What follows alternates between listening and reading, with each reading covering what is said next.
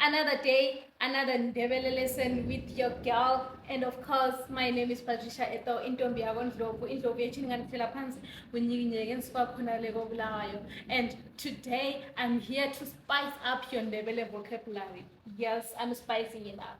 So if you want to say you are my joy, say uyinjabulo yami.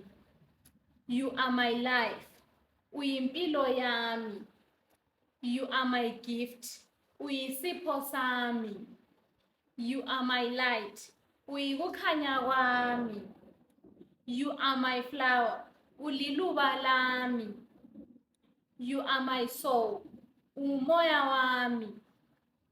You are my star. Uyinkanyezi yami.